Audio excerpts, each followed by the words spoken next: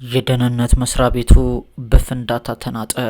ተከታታይ ቦምቦች በደህንነት መስሪያ ቤቱ ላይ ተፈጽመዋል። ለዚህ ጥቃት ደግሞ የፋኖ ኃይሎች ኃላፊነትን ወስደዋል። እንዲሁም ሰርጎ ገብ የመንግስት ወታደሮች ላይ ጥቃት ማድረሱ ተነገረ። ሁለት ሰርጎ ገብ የፋኖ አባላት በፈጸሙት ድንገተኛ ጥቃት ከፍተኛ የመንግስት አዛዦች መገደላቸውም ተሰምቷል። በአማራ ክልል በተለያዩ ቦታዎች ላይ ውጊያዎች ስለመቀጠላቸው ተሰምቷል። በደሴና በወልዲያ ያነገሰው ውጥረት ዛሬ ረገብ ቢልም ፍጥጫዎች ግን እንዳሉ ናቸው ተብሏል። በአማራ ክልል አንዳንድ ቦታዎች ላይ የተኩስ ድምጾች ከወትሮ በተለየ እየጨመሩ ነው ተብሏል። የፋኖ ኃይሎች በተለያዩ አቅጣጫዎች ጦራቸውን ወደ መንግስት ካምፖች እያስጠጉ ነው። ኢትዮጵያና በኤርትራ መካከል የነገሰው ውጥረት በደብረ ጽዮንና በጌታቸው ረዳ መካከል የተፈጠረው ጥብ ለፋኖ ኃይሎች መጠንከር አይነተኛ አስተዋጽኦ ይኖረዋል ተብሎ ይጠበቃል። ጤና ይስጥልኝ። ይህ አዶኔ ኒውስ ነው። አዶኔ ኒውስ የዩቲዩብ ቻናልን ሰብስክራይብ እያደረጋችሁ የደወል ምልክቷን መጫን እንዳትረሱ። ቤተሰብ ሁኑን። ይህንን ስታደርጉ ፈጣን፣ እውነተኛ የተረጋገጡ መረጃዎችን የምታደምጡ ይሆናል። በ4 ቀን ውስጥ ስራዎቻችን ብቻ ከ200 በላይ የተከታዮችን ማፍራት ችለናል። አሁንም ከዚህ በላይ ተከታዮችን አፍርተን 1000 ሰብስክራይበር እንድንገባ ሁላችሁም የቻላችሁትን ያልገዛ አድርጉ። ሼርና ለሌሎች ወንድሞቻችሁን በተለያዩ ፕላትፎርሞች ማጋራት እንዳትረሱ። ዜናውን እስከ መጨረሻው ቆይታችሁ አድምጡትም። በአማራ ክልል የፋኖ ኃይሎች በመንግስት መስሪያ ቤቶች ላይ ተከታታይ የቦምብ ጥቃቶችን እየፈጸሙ ነው። የፋኖ ኃይሎች በዋና ዋና ከተሞች ላይ ሰርጎ ገቦችን እያስገቡ ጥቃቶችን እየፈጸሙ ስለመሆናቸው ተነግሯል። ከሰሞኑን ትኩረትና እይታውን ወደ ሰሜኑ የሀገራችን ክፍል ወደ ትግራይ ክልልና ወደ ኤርትራ ድንበር ያደረገው የመንግስት ጦር ባልተገመተና ባልተጠበቀ ሁኔታ ጥቃት እየተፈጸመበት ነው። ለዚህ ደግሞ በወልዲያና በደሴ ዙሪያ እየተደረጉ ያሉ ውጊያዎች አይነተኛ ማሳያዎች ናቸው። ፋኖ ኃይሎች ከሰሞኑን ደሴ ዙሪያ 023 024 025 እንዲሁም ቀበሌ 15ን በማጥቃት ከፍተኛ ድልን ስለመጎናጸፋቸው ይፋ አድርገዋል። በወልዲያ ዙሪያ ደግሞ መርጦ በተባለ ቦታ ላይ የእጅ በእጅ ውጊያ ማድረጋቸውን የተነገረው። እነዚህ ሁሉ ውጊያዎች በፋኖ ምሬ ወዳጆ በሚመራው ጦር የተመሩ ስለመሆናቸውም ተሰምቷል።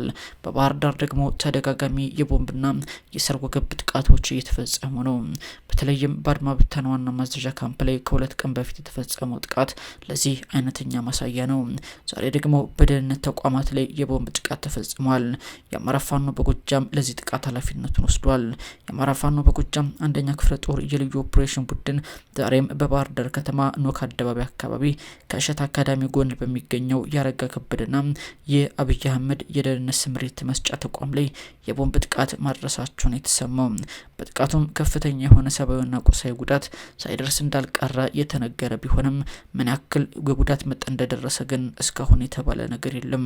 ጥቃቱን የፈጸሙት የፋኖ ኃይሎች ከጥቃቱ በኋላ ከአካባቢው ስለመሰወራቸው ተሰምቷል። በባህር ዳር ከተማ ይህ የቦምብ ጥቃት ሲፈጸም በያዝነው ሳምንት ለ3ኛ ጊዜ ነው።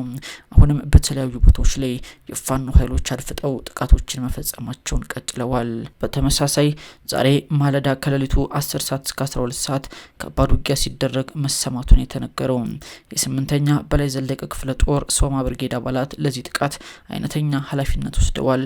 ከሌሊቱ 10 ሰዓት ገደማ አካባቢ በእናርጅናው ወረዳ ሳፈቅድ ቀበሌ በሚገኘው የመንግስት ካምፕ ላይ ነው የቦምብ ጥቃቶችን የፈጸሙት ተብሏል።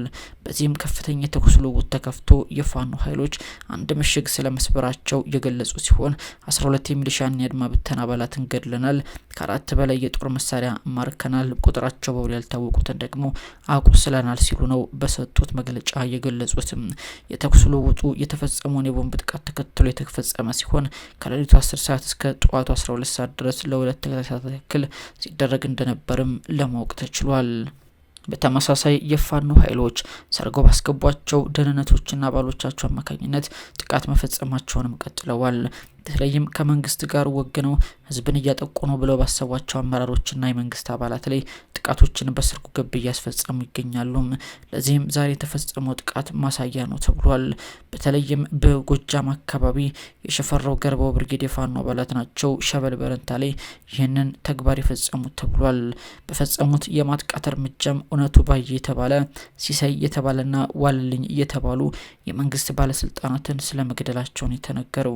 ሰርገው በመግባት ጥቃቱን የፈጸሙት የፋኖ አባላት ጥቃቱን ከፈጸሙ በኋላ አካባቢውን ለቀው በመውጣት ወደ ዋና ደጀን ኃይላቸው ወደ ፋኖ ክፍለ ጦር መቀላቀላቸውን ለማወቅ ተችሏል።